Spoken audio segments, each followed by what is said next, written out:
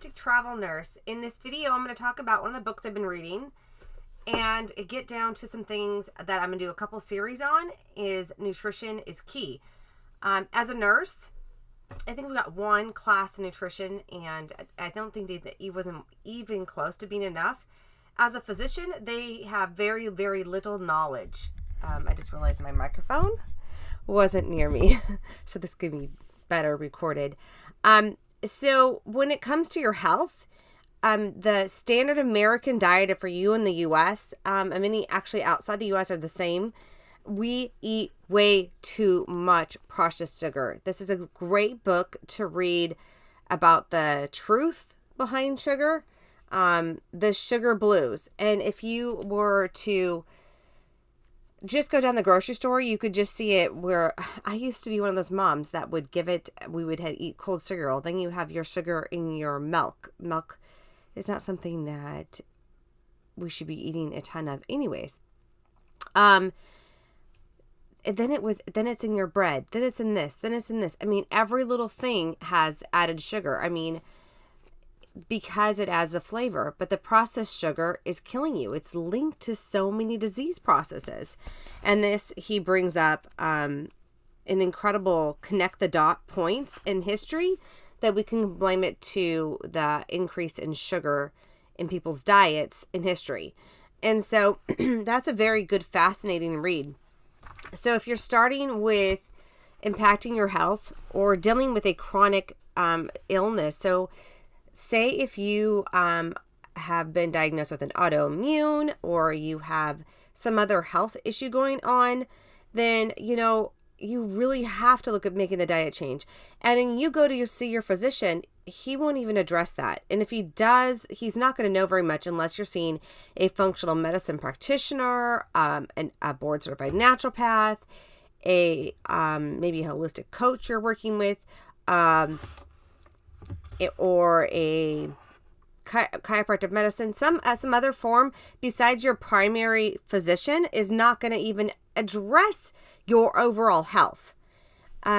They know to look at some kind of diagnosis of you and then pharmaceutically give you some kind of drug. And if they don't follow those guidelines in finding a drug for you, it's frowned upon. So, but that's not the root cause of disease. We have seen increased people with heart disease, diabetes, and those cause a cascade of issues, hypertension, kidney disease. And do we look and do we discuss what you're eating? And there's cases where if you really work hard in changing your diet, your overall health can really be affected in cutting out sugar. Just recently, I was eating, I was so stressed out. I was eating way too much sugar. And I've made the change, and I'm like, I've got to get back out to my version of a paleo. It's not, it's a little bit, so it's a more healthier, so no grains, no gluten, no processed sugar. And when I was at the grocery store today, just pushing the cart around going, I can't buy this, can't buy that, can't buy this. I read labels like nothing before. You want to get less things out of a can. You want to get things more out of glass. I bought a really good olive oil. You want to make sure it's in a dark ambered color. And then when it came to going to, if you eating meat, you want something that has not been, a chicken that has not been fed, oh my goodness, corn, which just corn syrup. Corn is highly processed and makes you fat. And then soy.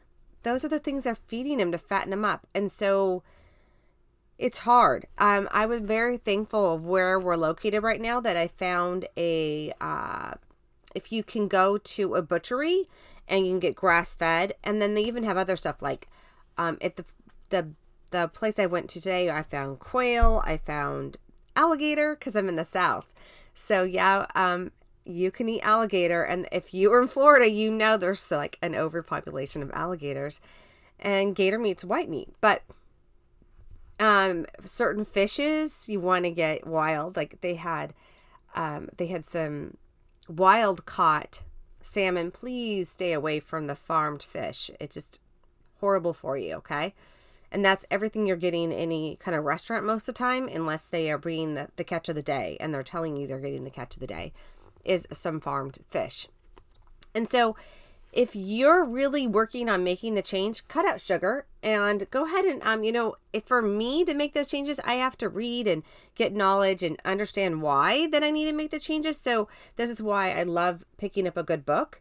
And so this one, I could really go into it, but he really goes into the history of sugar. And so it's a good read. And I don't want to give all the details to it, but he goes really back in the history of things. And let me just read the back part of it, though. It says the prime ingredient in countless substances that we eat and drink, cereals, soups, colas, coffees. People at Starbucks are just lining up for their sugar and caffeine highs. The consumption rate over the 150 pounds per person.